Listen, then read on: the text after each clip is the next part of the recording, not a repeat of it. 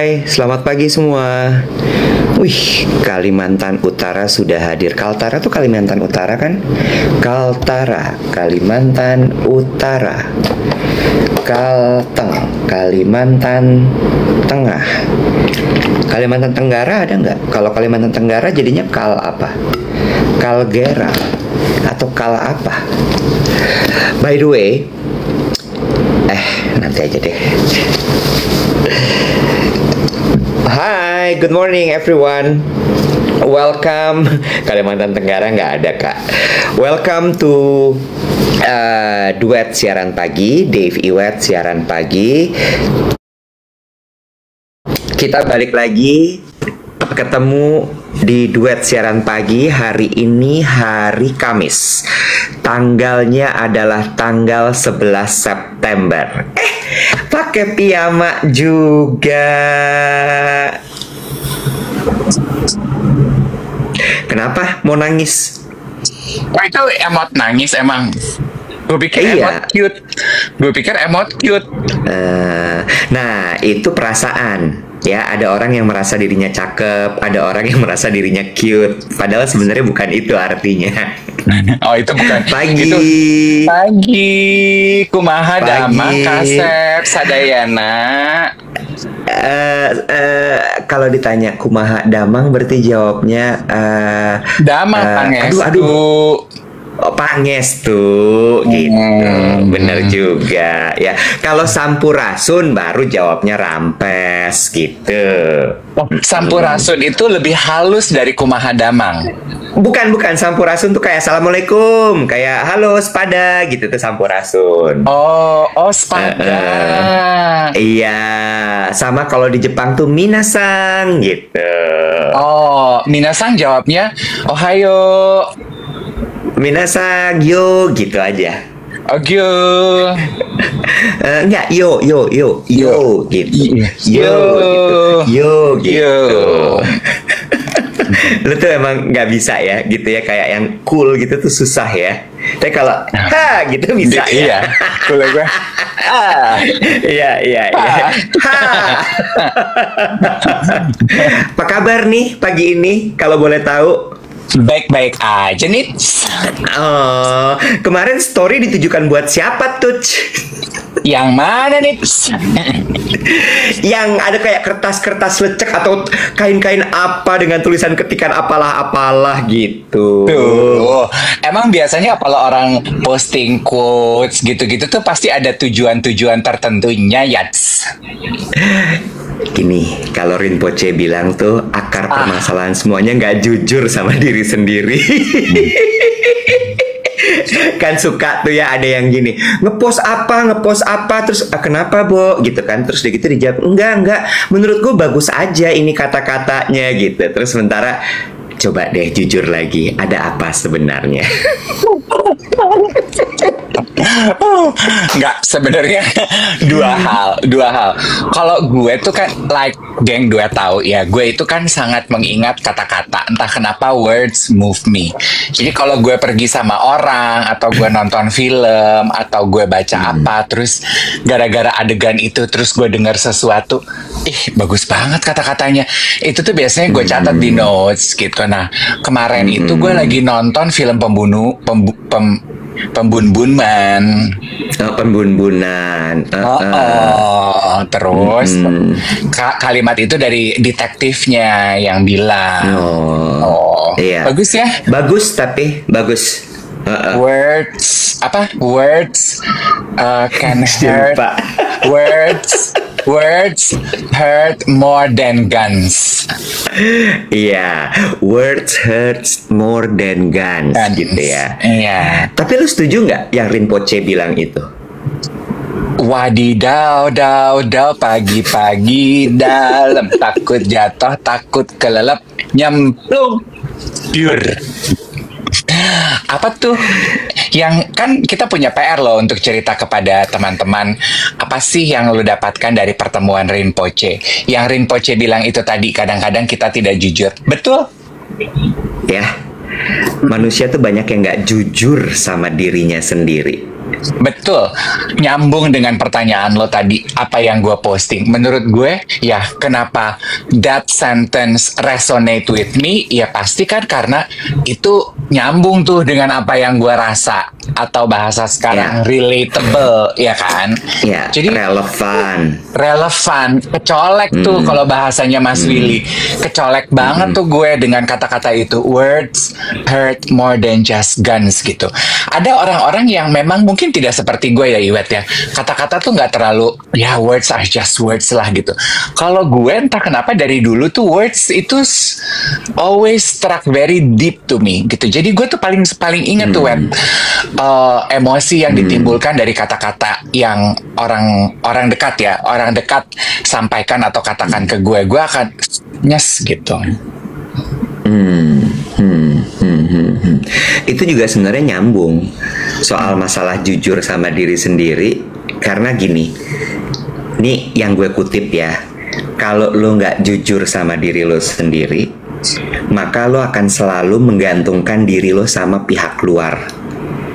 Pihak luar tuh bisa orang, bisa barang, bisa apapun, cuaca, keadaan, sutet, ya apapun, dan itu mengakibatkan jadi diri lo itu selalu akan terombang-ambing sama dari luar. Makanya kemudian words hurt more than guns. Akhirnya kata-kata akan jadi bisa menyakiti lo. Ketika kondisi tidak sesuai dengan keadaan akan membuat lo jadi kesel. Ketika nanti anak lo begini, lo akan sebel. Ketika nanti lo akan berkata bahwa yang terutama dalam hidupku adalah keluargaku. Kalau keluarga lo nggak ada, lo nya hilang. Iya. Lo nya gone. Lo merasa limbung dan kosong. Betul. Dan balik lagi ke nggak jujurnya, ini balik lagi gue mengutip Rinpoche ya. Kemudian nanti ujungnya lagi adalah gue lupa. Lu tuh gimana ceritanya sih lu bisa pergi ketemu Rinpoche tuh, Nek? Sakti sekali ya. Nggak sakti juga ya. Network Bapak tuh hebat ya. Kalau di agensi saya tuh nyebutnya ada namanya Golden Network, Kak. Oh ya ampun, Golden Network. Ya Kak, Golden Network di agensi saya ada namanya Golden Network. Itu adalah salah satu service yang saya berikan, Kak. Oh, apa itu Golden Network tuh Kak? Dalam artinya gimana? Golden Network tuh, ya saya akan bisa menjebolkan apapun yang Bapak mau kepada orang-orang yang memang Bapak hendaki. Aduh serem banget ya Kak ya. Kakak ini pegang kunci ya dari gerbang emas pergaulan gitu ya Kak ya. Golden Network-nya itu ya Kak. Bukan cuman pergaulan Kak. Nyebutnya cuman kalau di bahasa profesional tuh nyebutnya stakeholders. Nah itu dia. Aduh gila cucok banget ya Kak ya. Cucok ya. Ya ampun, cucok banget nih kakak nih ya ampun. Tapi gue nanya deh sama lo deh, emang kenapa lo bertanya gitu? Maksud gue gini ya, lo kan tadi nanya, Bo, lo kok bisa sih ketemu sama Rinpoche? Jujur ya Dave, jujur. Pada saat gue diajak mau ketemu sama Rinpoche itu gue gini, so what is this Rinpoche? Itu satu. Terus yang kedua, so akhirnya gue cari tahu gitu, oh Rinpoche itu adalah pemuka agama Buddha gitu ya. Terus kemudian oh ini termasuk salah satu pemuka agama yang tinggi nih gitu. Oh oke. Terus jujur, I put no expectation ketika ketemu sama beliau. Kalau gue harus menyebutnya beliau ya. Terus dari situ gue cuman gini, oh iya. Dan ketika ngobrol tuh yang gue obrolin bener-bener kayak, oke, let me pick up his brain.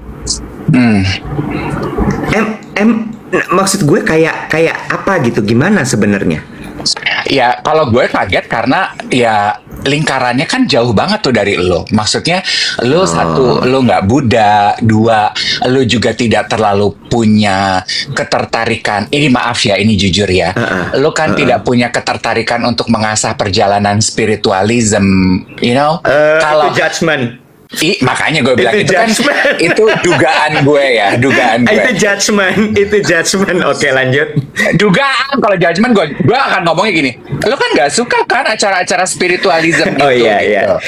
Iya, terus. Maksudnya kalau Abu Marlo cerita gitu, aku kemarin ketemu Rinpoche, masa? Gue akan gitu. Tapi kalau lo kan, kok tumben sih Nek gitu, atau Nadia Hutagalung gitu, atau Uli Herdinansyah gitu, anak-anak Eki gitu, gitu deh. Atau Di Lestari gitu mau menulis buku gitu. Kalau lo kan lo kan anak agency ya gitu. Lo mau apa Marin Poce gitu aja sih. Itu gak ada judgement, gak ada. Bertanya aja. Iya. Sabar, tenang.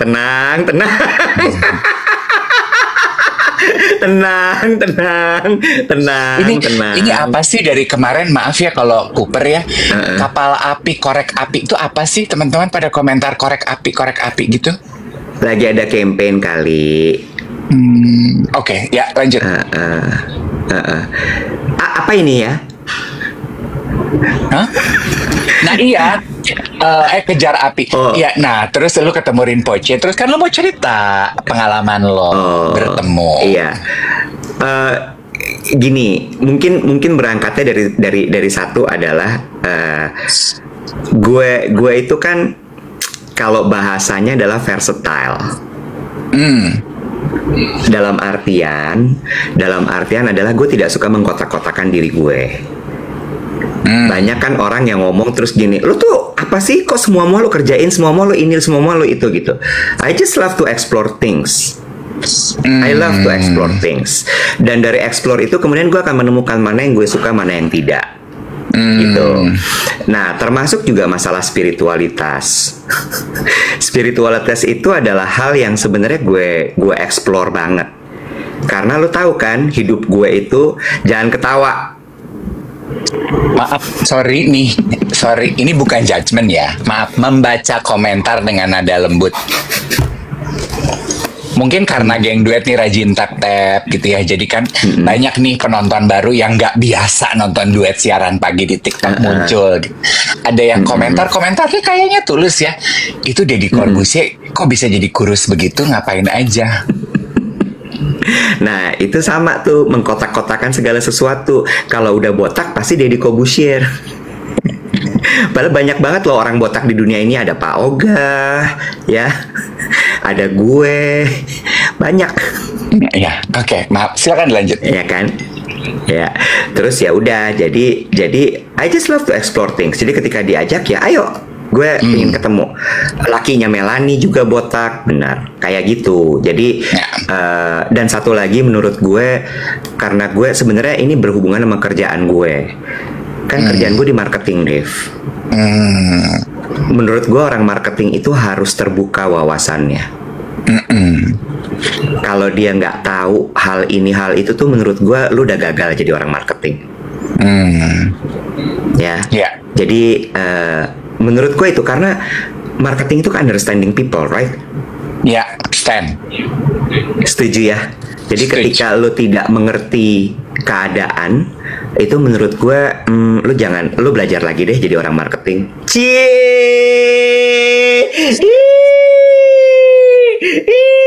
Terus senior marketing pada ngomong ini, tahu apa nih anak kecil mulai juga jadi penyiar radio, sok-sokan bisa ngomong begitu. Balik lagi mengkotak-kotakan. Iya. Lepasin aja, emang bener. Oke.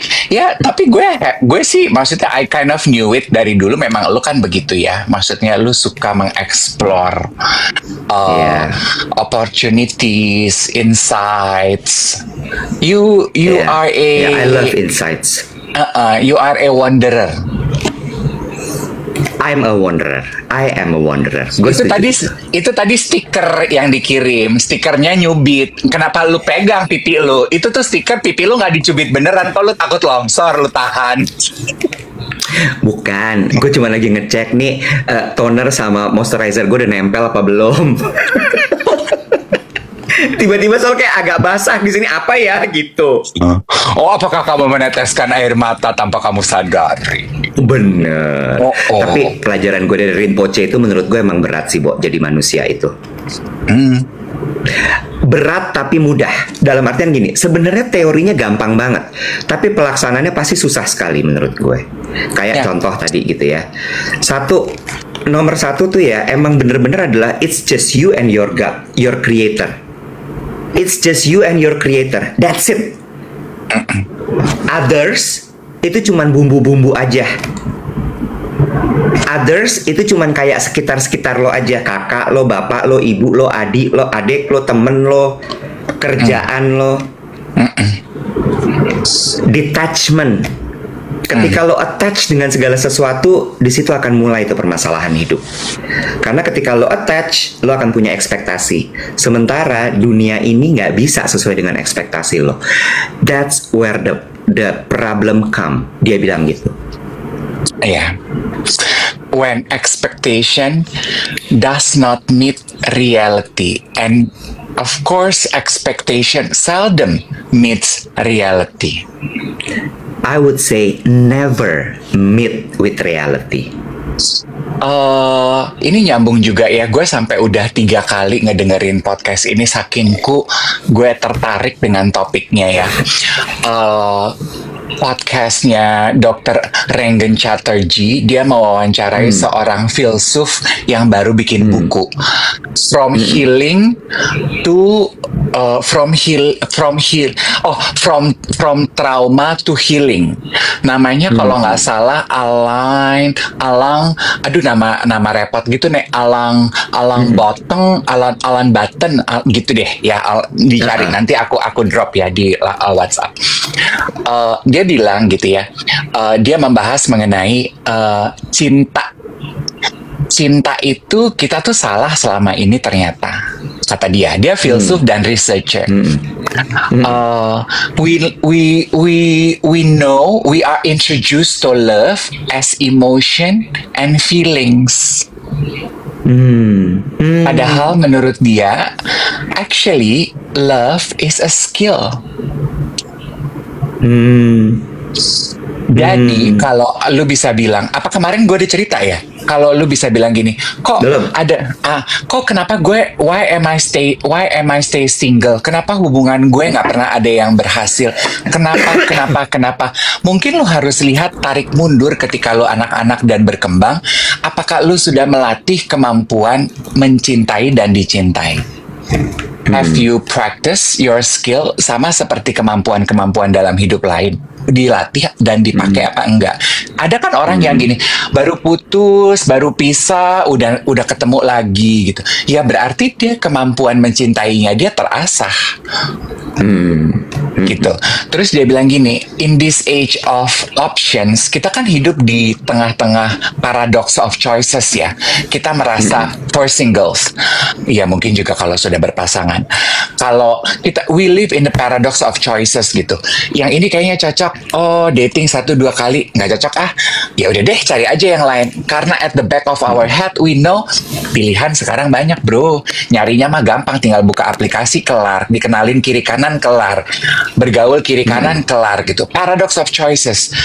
Terus akhirnya kita terus pembahasan mengenai red flags. Dia bilang banyak banget kan. Dia bilang gini, to be honest, semua orang pasti punya red flag. Kalau lo hanya mau, ya kan? Kalau lo hanya mau melihat pakai kaca pembesar red flag, semua orang yang masuk ke dalam hidup lo, gebetan, pacar, suami, istri, teman, sahabat, rekan kerja, pasti punya red flag.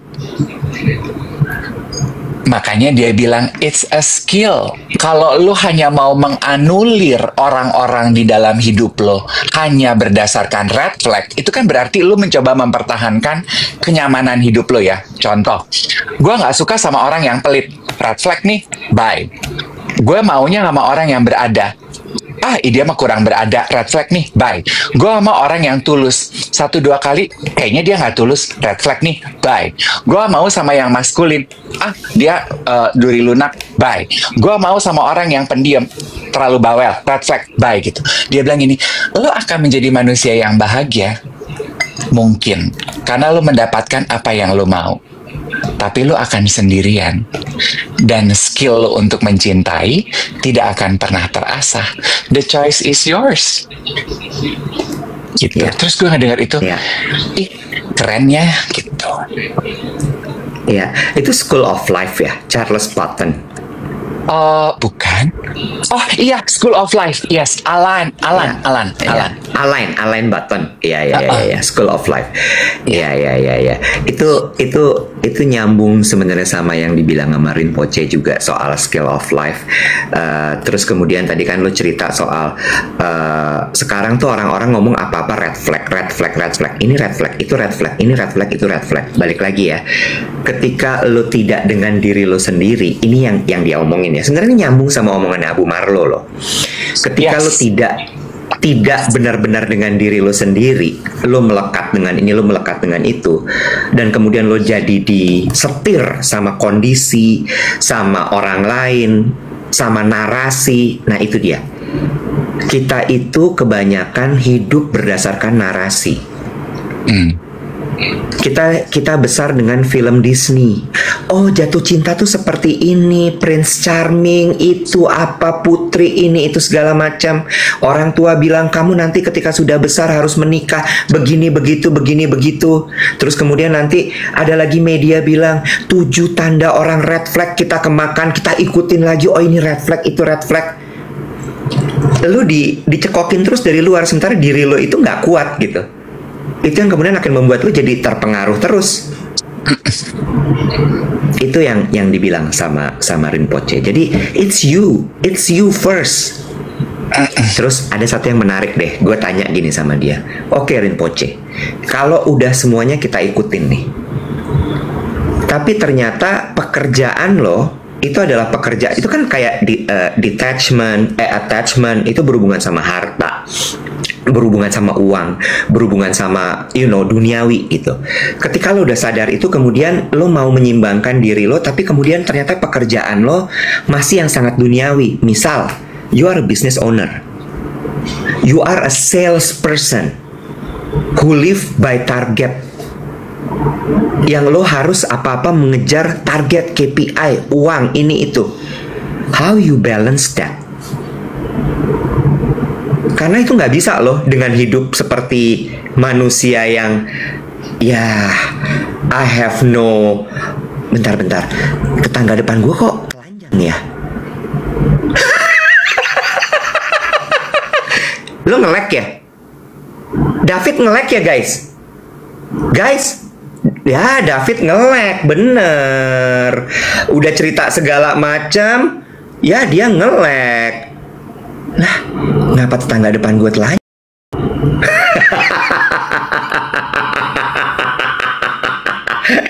Dia nge-lag guys, dia nge-lag. Udah capek-capek gue cerita, ya Allah. Mati lampu. Pantesan tadi tuh ada kayak jelek gitu. Gue pikir lu kesambar petir. Mati lampu. Tapi udah nyala lagi tuh, gue lihat di belakang. Ya kan saya tinggal di hunian vertikal. Oh iya bener juga. Tadi udah nyampe belum? Gue bilang tiba-tiba tetangga depan gue ada yang buka baju. Itunya puji Tuhan nyampe. Lo pengen lihat nggak? Ntar gue zoom dah. Kan HP gue HP konser. 100 kali zoom. Emang lu siaran di TikTok nih nggak tutup pintu? Tuh kan depan gue jendela. Nih, gue kasih lihat ya. Depan gue tuh jendela, Bo. Gimana caranya tuh kalau mau ngasih lihat nih? Ah, ini dia. Nih. Tuh, gitu. Nah, tadi tuh ada satu jendela yang nggak ketutup curtainnya. Itu ada orang telanjang. Oh, lu inget gak? Kelihatan. Say, lu inget nggak waktu lu baru pindah situ, kita rame-rame main ke situ, apa Ivy baru pindah situ, terus kita ngecengin Randy Bragi tinggal di bawah. Udah ganti orangnya sekarang. Iya dulu Randy Bragi juga udah di luar negeri. Iya. Kita ngecengin dia dari balkon kalau habis olahraga suka nggak pakai baju, terus kita dadah sama Becky sama Ivy, sama amit-amit. Genit banget, parah lu. Bye. Lanjut boleh nggak? Boleh deh, bodoh. Tadi kan gue bilang tuh, terus gimana kalau misalnya ternyata kerjaan lo itu adalah bisnis? Lo hidup dengan KPI, dengan target segala macam. Terus dia bilang, bagus deh. Dia bilang gini, yang diputer itu adalah tujuannya, intentionnya. KPI-nya jangan berhenti dikejar, targetnya jangan berhenti dikejar. Jangan, itu harus tetap jalan terus. Tapi intentionnya untuk mengejar itu adalah bukan untuk memperkaya diri sendiri. Tapi lo bayangin bahwa lo harus mengejar target itu supaya orang-orang yang ada di belakang lo bisa tetap hidup, bisa membiayai keluarganya, bisa menyekolahkan anaknya, mungkin dia punya kebutuhan liburan dan lain sebagainya. Terus gue gini, oh, make sense. Karena ketika intention lo adalah untuk memperkaya diri lo jadi greedy, lo jadi attachment. Gitu katanya. Bagus ya? Iya, itu betul ya. Ada kan orang-orang yang juga itu apa ya namanya ya, money psychology ya. Banyak orang yang punya mental block gitu ya terhadap uang gitu, takut punya uang banyak gitu, sehingga akhirnya ya udah uangnya segitu-segitu aja. Ketika dikorek lebih dalam, kenapa sih dia takut punya uang banyak? Karena dia nggak mau tumbuh menjadi manusia yang serakah gitu. Nah kan sama, intentionnya diputar. Punya uang banyak itu nggak apa-apa loh.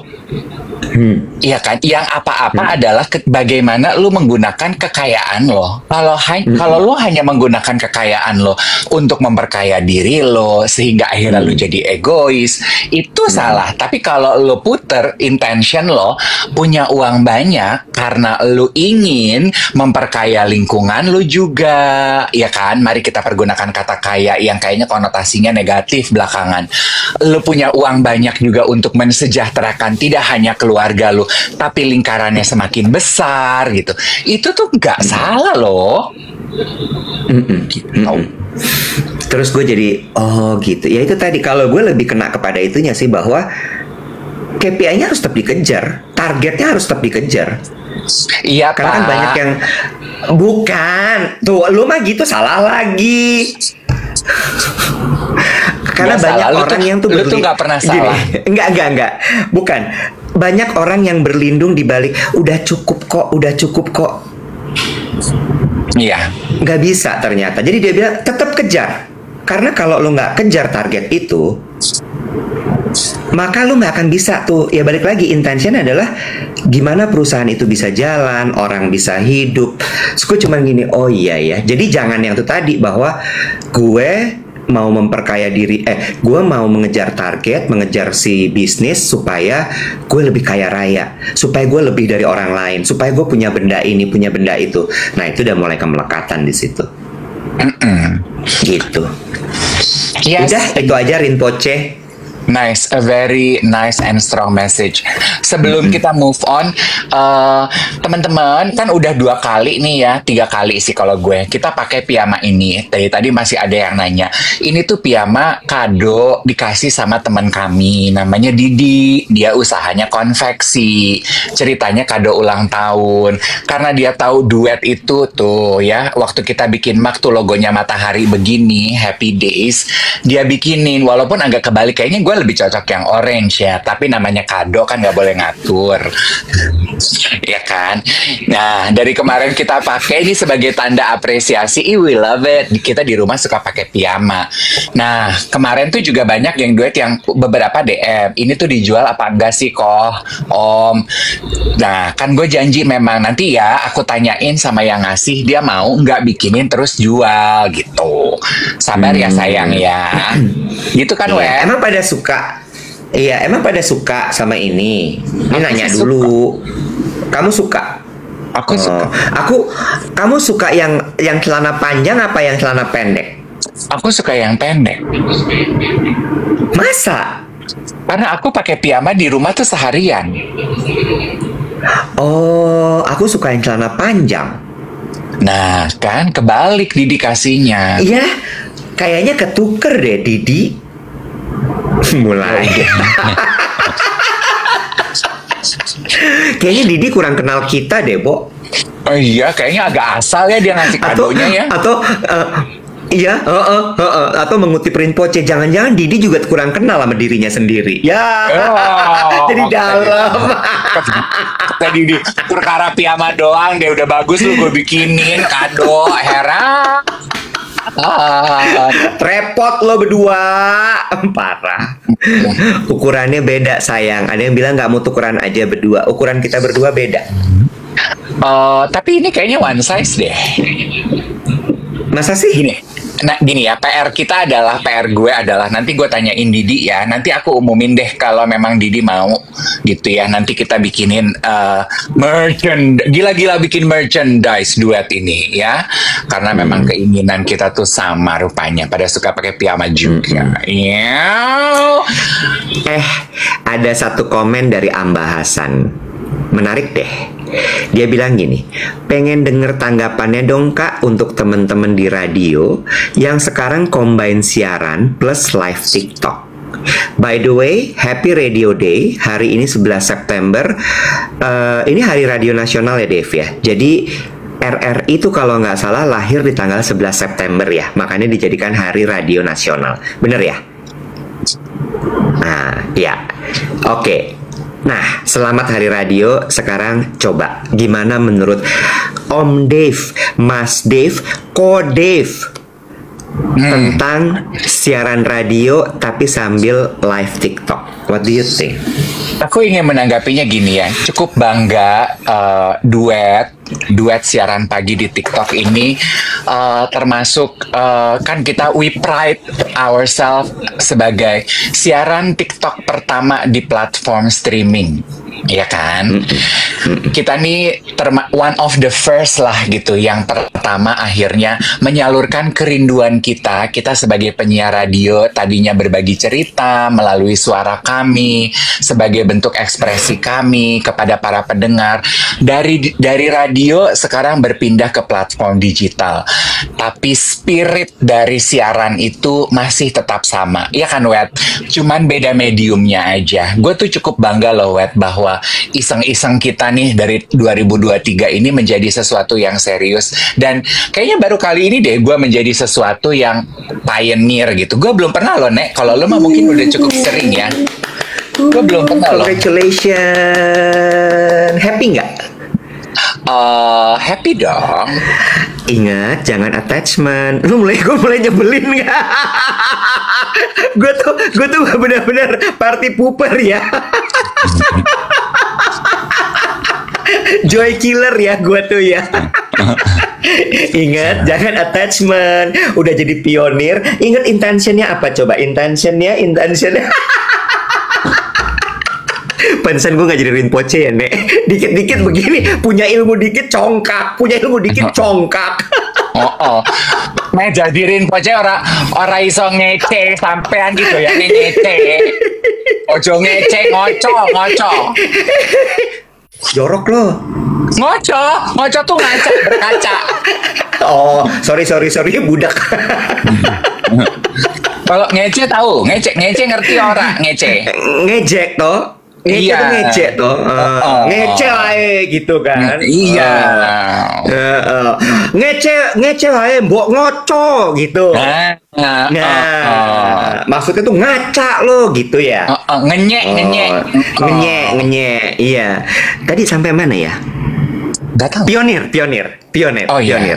Pionir siaran. Ya. Nah, sekarang kan kita lihat ya, gue sih melihat ya, banyak banget nih teman-teman mantan penyiar radio atau yang masih siaran di radio turut meramaikan juga streaming di TikTok gitu ya. Entah mereka kayak kita membawa spirit siaran, mereka ngomong sendiri, ada yang sambil puter lagu, nge-DJ, atau bahkan yang sama seperti Aham Sanbuan itu tadi tanya Hasan ya. Dia bilang penyiar radio yang sambil siaran siaran di studio sambil live TikTok. Aku sih menanggapinya dengan semangat yang positif ya, karena menurut aku the spirit of para penyiar radio dan radio ini adalah berbagi cerita kan, menemani keseharian para pendengarnya kan, dan itu bisa dilakukan di mana aja kan, bisa melalui radio, bisa melalui platform streaming, bisa melalui platform digital, you call it, di mana aja, tapi spirit siarannya itu tetap sama.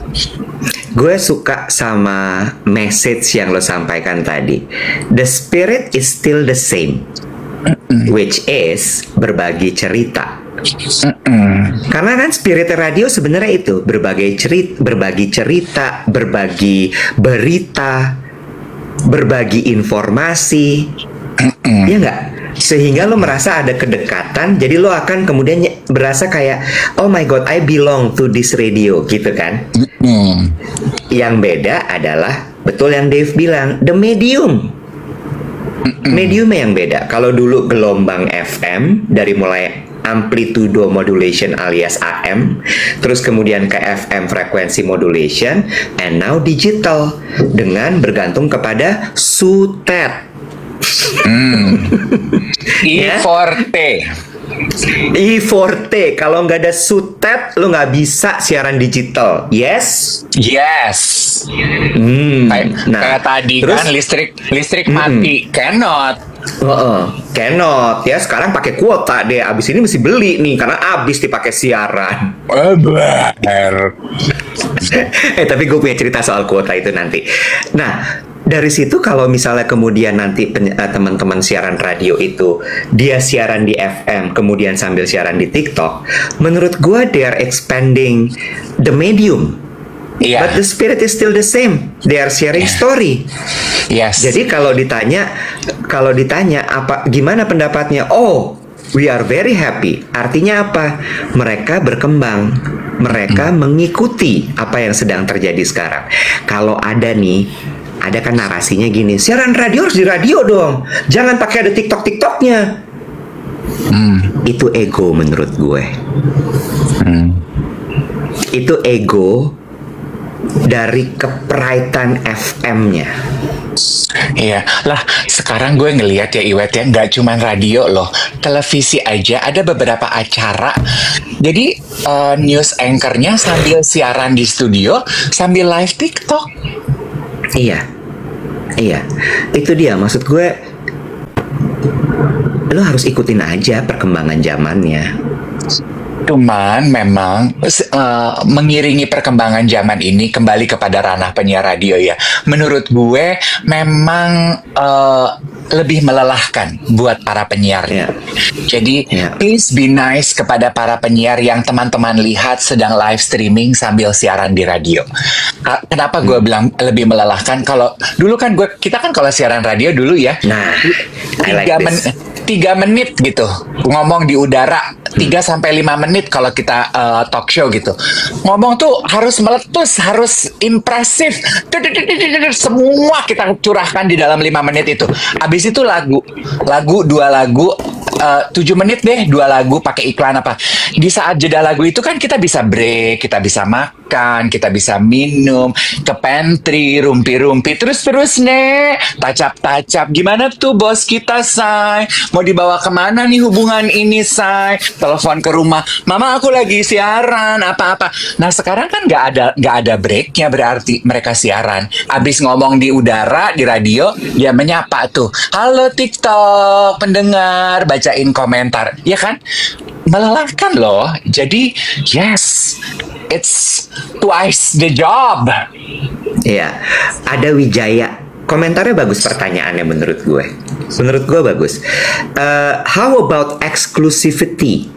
This is very good. This is very good question. How about exclusivity? Wijaya, coming from mungkin Dave lebih lama dari gue, but gue berapa puluh tahun ya di dunia media, berarti around 25 years I think, on and off air.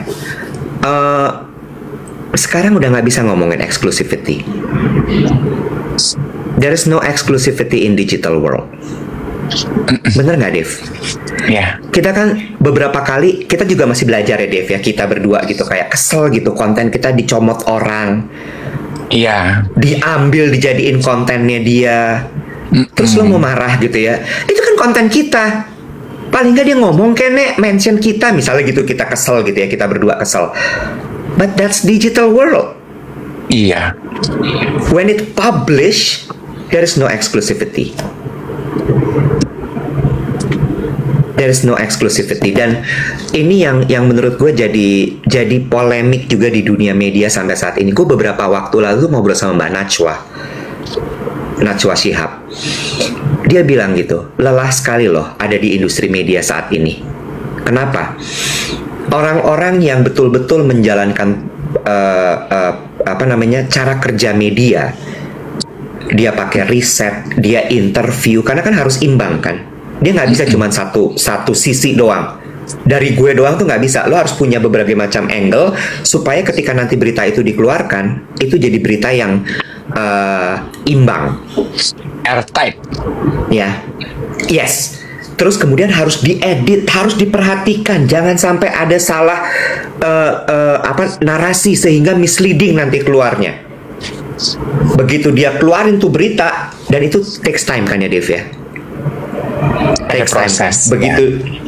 Betul, nggak bisa tuh cuma sejam jadi. Begitu dikeluarin tuh berita, di pick up sama yang disebut sebagai homeless atau new media. Iya, dipotong-potong, dicacah-cacah, di re-upload. Terus yang dapat views lebih banyak, yang re-uploader. Oh, bukan lagi. Ya nggak? Itu kan emosi ya, Bo. Tapi gimana? That's digital world. Sementara terus gini ya, yang tadi re-uploader itu cuma satu orang yang ngerjain, Bo. Dia download, dia edit, dia naikin. Sementara yang bikin berita ada reporternya, ada editornya, ada videografernya, ada animatornya, ada apanya. Yang dibiayain banyak buat jadi satu berita. Yang re-uploader cuma satu orang ngerjain, viewsnya banyakan dia. Iklannya masuknya ke dia, Bo. Oh iya, bukan lagi kok. That's soal exclusivity. Gitu. Jadi ya memang balik lagi, emang harus pakai banyak taktik sekarang kalau lo masuk ke media. Ya, betul. To survive. Betul sih, bicara mengenai exclusivity memang sudah tidak ada lagi mungkin ya exclusivity in all, kayaknya tuh udah nggak ada lagi lah semenjak dunia sosial itu it's a disruption to everything gitu, udah nggak ada lagi eksklusif, udah nggak ada lagi. Betul. But radio is always in our heart, it's always here. Lu tuh mulai siaran berarti tahun berapa? Gue mulai siaran 2001. Terus 92 ya kalau nggak salah siaran ya, bareng sama Sasa Suhari Yahya ya. Emang Mbak Sasa penyiar radio? 97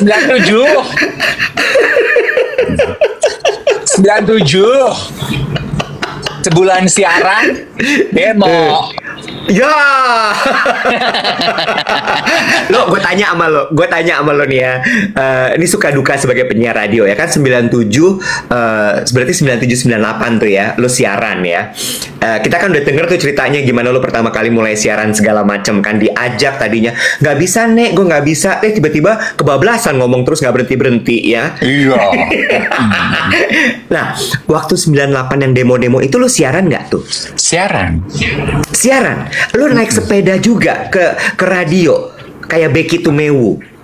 Ya Becky mah di Mendut dong. Ya kalau gue naik sepeda gue tinggal di Kukusan bro. Pengkor dong gue nyampe di Gatot Subroto. Cuy. Lo naik apa tuh waktu itu? Ompreng. Aduh miris. Sementara pas jadi penyiar radio tuh kayaknya glamor gitu hidup lo ya. Naik ompreng, Wet.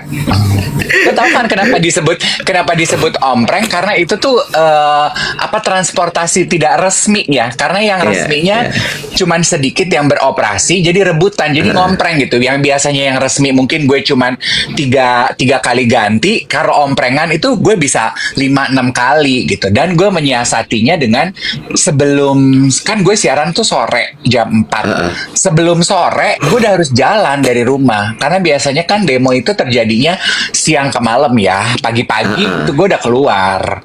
Oh, jadi keluar rumah. Lu udah ngeceng dulu di mana-mana gitu ya, baru Enggak ngeceng, langsung gue ke radio, gue ngedokem aja di radio, turun di Gatot Subroto, kan berpelupas keringat gitu ya, namanya juga anak kukusan, naik omprengan 6 kali, keringetan gitu, tapi kan pengen keren dong, begitu nyampe di gedung gitu ya, namanya siaran di gedung orang ya, dan kan plus namanya juga Nanda kan, pengen tetap bening gitu. Gue biasanya di atas jembatan penyeberangan itu ya, gue akan lap muka gue dengan tisu basah, terus gue pakai dulu skincare gue Haselin Snow gue taruh. Lo tau yang iklannya Marcelina Lefran, putih gitu muka gue jadinya, saya putih banget, putih melati, Haselin Snow gitu kan. Marcelina Lefran sama Susan Bahtiar siaul deh di kereta gitu, mereka berpisah sebagai pasangan. Gue pakai jadi turun gue udah putih. Lah ketahuan Marcelino sama Susan emang putirai kulitnya. Emang Chinese ya, say. Emang turunan DNA-nya udah begitu. Gue kayak mutiara. Berkilau. Oh, bukan lagi. Gitu. Emang efeknya Hazelin Snow itu apa? Itu bukannya pelembab sebenarnya? Dia tuh moisturizer. Ini maaf ya, kan? kayaknya brandnya udah nggak ada ya.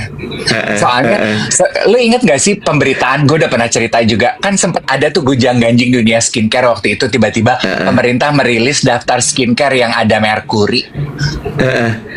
Begitu gue nyampe di radio, si Ivy tuh langsung gini, bro, lu udah lihat berita belum? Belum gitu. Zaman dulu kan ya internet nggak di handphone, nggak ada. Iya.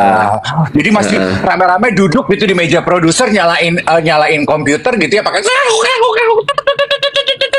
buka gitu ya, baca di website. Nomor 4, Bo, Haselin Snow. Produk bermerkuri. Jadi lu tiap hari pakai tuh merkuri. Ya lo lihatlah kulit gue sekarang. Pantes banyak masalah ya, Nek.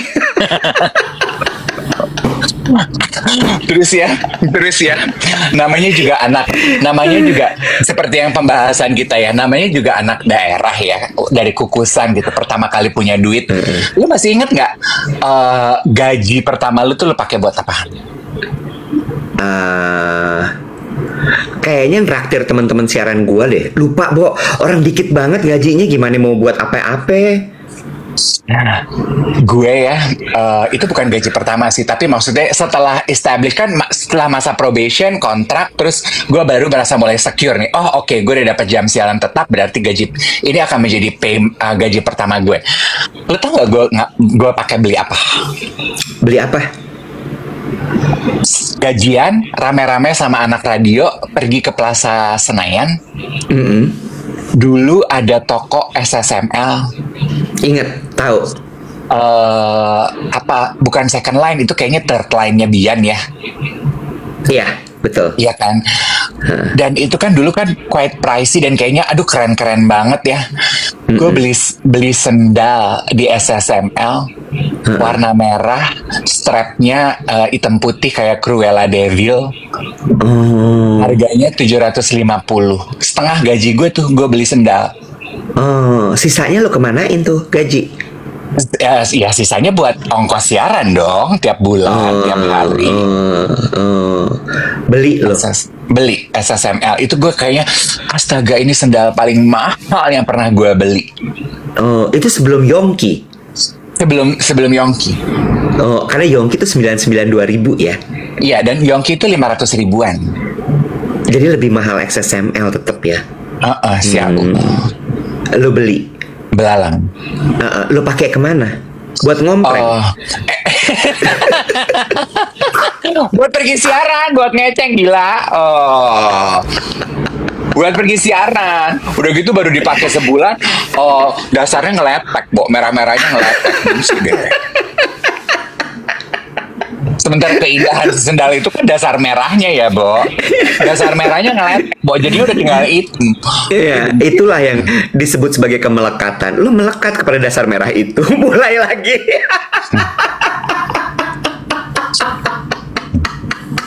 Iya, namanya sendal-sendal begitu harus dipakai naik turun mobil ya, Bo. Ketemu semen, Iya. kan gue kan naik turun Iya. bis, ketemu terminal, Iya. kena air, kena becek, ya gimana?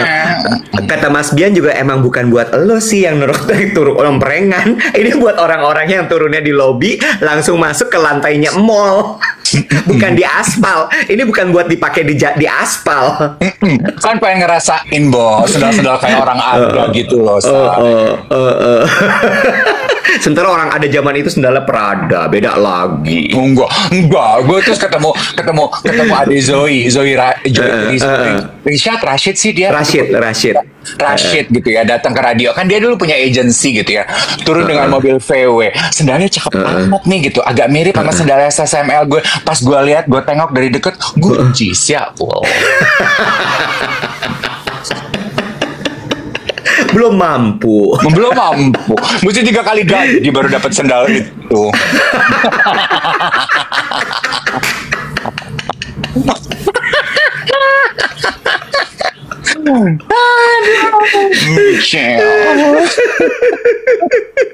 Ya udah deh ya, karena GUCCI belum mampu, ya udah deh pakai SSML yang udah ngeletek ini. Anggap aja ini apa tuh namanya sustainable fashion.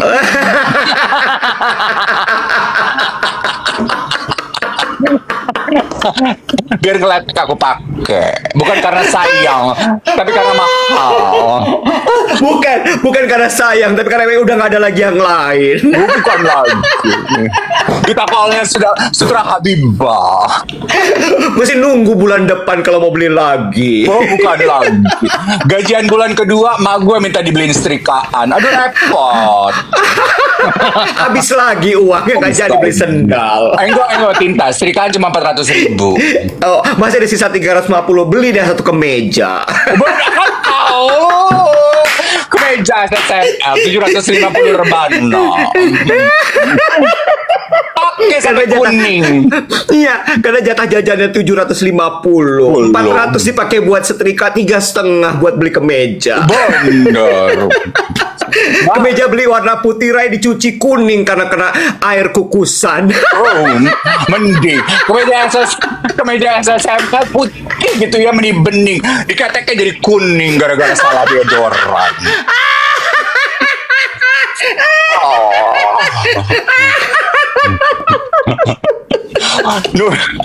Nunggu SSML sale ya kan? Aduh capek.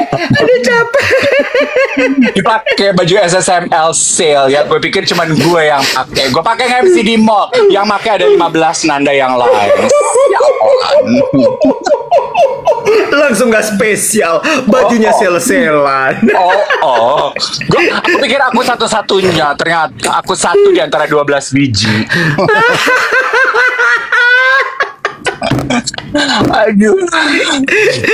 Makanya lo begitu punya uang, lo belalang di LV, lo belalang di GUCCI ya. Terus abis itu baju MC lo tuh nggak ada yang beli, lo bikin di desainer semua. Karena trauma lo tuh di situ ya.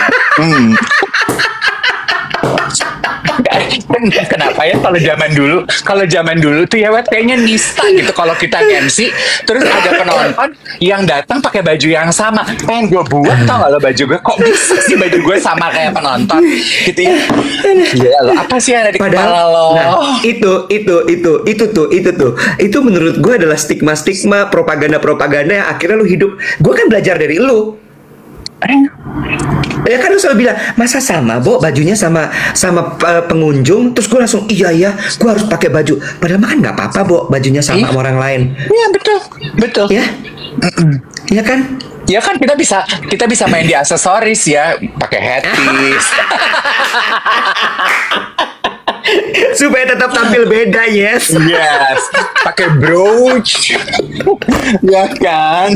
Ya, yang kemudian kalau anak zaman sekarang bilang, inilah wearing versus styling. Ember, Ya, gaya kalau lu. pengunjung hanyalah wearing, kalau MC itu styling. Aduh, capek ya. Sama ya dulu tuh kayak kalau dipikir-pikir ya Iwetnya justru di saat kita hidup berkekurangan itu kita lebih kreatif loh. Lu setuju gak sih? Capek, jangan setuju. Gue merasakan hal itu loh, di saat kita hidup berkekurangan itu kita lebih gue punya cerita soal kreatif karena berkekurangan. apa? Kan zaman dulu tuh waktu gue sekolah 96 sampai 96 kan, 96 tuh gue masuk SMA gitu ya. Berarti 93 masuk SMP, SMA gitu. 93 sampai 99. Gue lulus SMA 99. Zaman dulu tuh ini, Bo, kalau sekolah itu sepatu sekolah Warrior. Lu tahu Warrior? Tahu dong, lah kan gue Warrior. Tahu ya. Nah, terus beda. Sepatu Warrior belinya di pasar Pondok Gede Say atau pasar Kramat Jati ya. Harganya tuh kalau gue nggak salah 10.000 apa 15.000 gitu. Pokoknya masih belasan ribu gitu, nggak yang sampai ratusan ribu. Tiba-tiba hadirlah sebuah gelombang tren baru. Gue SMP tuh, Converse All Star. Lo inget? Lo inget ya? Temen-temen gue tuh pada bergaya beli pakai Converse All Star ya. Harganya tuh masih 100.000 kalau gue nggak salah. Belum sejuta, masih 100.000. Gue tuh juga mau minta kayak, dari harga 10.000 sepatu Warrior, minta ke bapak gue, emak gue, sepatu 100.000 tuh 10 kali lipat. Kayak nggak tahu diri gue gitu ya. Jadi gue cuman liatin aja tuh di majalah. Dulu langganannya gadis ya. Anak laki langganannya gadis, yes. Nggak salah, sama sekali nggak salah. Majalah itu tidak ada jenis kelaminnya. Iya. Ingat kata Rinpoche, kita nggak boleh melekat. Nggak boleh ya. Iya. Terus gue disampul model-model pada pakai Converse All Star semua, ya kan? Bukan lagi. Pingin cover boy pada pakai Converse All Star, kayaknya cakep pakai jeans gitu. Terus akhirnya gini, gimana caranya ya supaya gue juga bisa nih?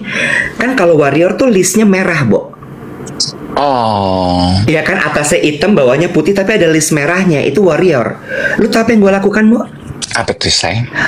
Warrior gue cat, Bo, hitam putih. Biar tampil seperti North Star. All Star dong. All Star. Si kreatif kan? Kreatif kan? Ya, kalau kena hujan luntur. Bukan lagi. Penampakan aslinya muncul, hadir ke permukaan. Terus gini, itu kan masih, berarti kalau gitu harus pakai cat minyak nih, cat kayu, supaya dia kalau kena hujan dia nggak akan luntur, ya kan? Iya. Gue cat lagi tuh merah-merahnya sehingga makin kelihatan nih kayak Converse All Star. Belum kering udah gue dipakai jalan kena kerikil-kerikilan nempel di catnya.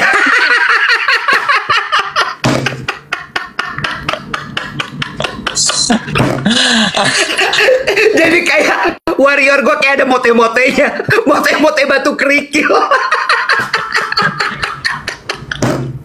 Kreatif tapi lo sampean lo, Mbak. Ya, demi bisa tampil seperti gadis sampul dari cover boy. Bener. Lu pernah belanja? Lu pernah belanja di Taman Puri nggak? Enggak dong, tapi gue belanjanya di Pasar Senen. Nah, bermodalkan cerita duit gue habis beli sendal SSML, bulan berikutnya gue diajakin tuh sama Ferry Ardiansyah. Ada deh pemain sinetron. Tahu. Ferry Ardiansyah. Dia adiknya atau kakaknya Ferry Mariadi bukan sih? Bukan ya? Gak ada hubungannya. Sama-sama Ferry aja ya. Sama-sama Ferry aja. Terus. Ferry kan waktu itu udah jadi model, bintang film, bintang sinetron. Kan dia kan memang sangat cakep ya. Terus dia gini, yuk kita pulang gajian kita ke Taman Puring. Gue belum pernah ke Taman Puring, Bo. Gue belum pernah ke Taman Puring. Terus gue gini, aduh Ferry, gue udah gak mau beli sepatu. Gue bilang gitu, mau ngapain? Kita cari sepatu. Gue gak mau beli sepatu, bulan lalu gue udah beli. Ini mah gak nyampe segitu, dia bilang gitu. Ini mah kayaknya ada yang 100 ribuan. Hah, masa sih 100 ribuan? Semangat dong, pergilah gue ya. Karena jatah belanja kan cuma 750 ribu ya. Kalau 100 ribu masih sisa 650, bisa beli yang lain nih. Iya, siapa tahu gue bisa beli 2 gitu kan. Terus udah belilah gitu, dipilihin. Aduh, gue nggak ngerti sneakers, dia bilang gini. Jangan pakai sendal makanya, dia bilang gitu. Kalau naik turun bis jangan pakai sendal, pakai bis, pakai sneakers dong, biar kayak cowok-cowok urban apa ya dulu bilangnya. Pokoknya gitu deh. Yapis. Iya, gitu. Oh ya udah deh gitu. Lu pilihin metroseksual. Terus gue gini, ya gue nggak tahu cara pilih ini. Ya udah lu deh Fer, pilihin. Gue kan selalu begitu ya. Teman-teman cowok gue tuh kan memperlakukan gue kan kayak yayang aja gitu ya. Gue ya udah deh Fer, lu pilihin gitu. Ya udah dia pilihin gue sepatu Reebok warna abu-abu gitu. Nah ini keren, pakai baju apa aja lu keren gitu. Ya pakai ini. Oke. Terus dia begini, cobain. Lu tahu kan pasar Taman Puring kayak apa? Itu kan penuh sesak, nggak ada AC, berjejal-jejalan. Si Ferry tuh udah gini, cobain. Nomor kaki lu berapa? 42. Cobain. Oh, gue gini, iya udah satu aja. Sepasang, cobain. Mondar-mandir situ. Enak enggak? Kalau enggak kita bisa tuker loh gitu. Enggak, satu aja, sebelah aja. Sama aja kan, kanan kiri sama aja. Gue gini, gue cobain kiri. Oh, udah kok, dia cocok kok. Enak. Ya udah bayar gitu. Dia yang nawar. Terus udahlah buru-buru gue masukin di tas. Terus udah sampai di rumah, sampai di kantor. Terus kata Ferry, ini sih dia baru beli sepatu di Taman Puring. Coba dong kasih lihat. Pas dibuka, lo tau gak sih? Tunggu ya, ini contoh. Kayaknya feeling gue kiri sama kiri nih. Bukan. Bener, kanan kirinya bener. Dianggaplah sepatu Taman Puring gitu ya. Bener, Bo, kanan kiri. Kirinya kan yang tadi gue cobain, gue pakai gitu ya. Terus kanannya gue pakai kok lebih dalam, lebih melesak gitu. Terus jadi lebih melesak. Jadi gue jalannya tuh nggak rata gini, agak gini gitu. Itu gini. Lu jalannya biasa aja dong, Nek. Jangan nginondin, Nek. Gue gini. Ini kayaknya lebih dalam deh, Fer, yang kanan. Gue bilang gini. Masa sih gitu? Ukurannya sama kok. Lu sih tadi disuruh cobain nggak mau. Lu tahu apa? Kirinya bener sempurna. Kanannya tuh nggak ada giniannya, Web. Jadi kanannya begini. Gak ada beginiannya. Aduh capek. Gak ada begini. Aduh capek. Makanya ya Emma, Ethan, kalau kamu akhirnya makan menonton edisi ini, kalau papi tuh rewel banget masalah beli sepatu, bukan karena dia pelit, bukan, dia nggak mau mengulangi kesalahan dia. Di kalian itu aja salah beli sepatu ya, sepatu nanti tiba-tiba ngeletek bawahnya. Dia bukan pelit, dia cuma trauma aja. Belum beres luka batinnya sama sepatu Emma, Ethan. Jangan sampai beli itu salah. Tapi memang iya loh, gue tuh makanya lo kalau beli sepatu dicoba kiri kanan, udah tahu belinya di pasar. Ya udah deh gitu. Nggak apa-apa gitu. Besok kita balik lagi. Bisa ditukar kok. Aduh, ya kan besok kan capek ya, balik lagi ke Taman Puring ya. Balik lagi gue dianterin Ferry. Bagus sih, Ferry baik loh. Baik, tapi gue disuruh beli bawa dalemannya.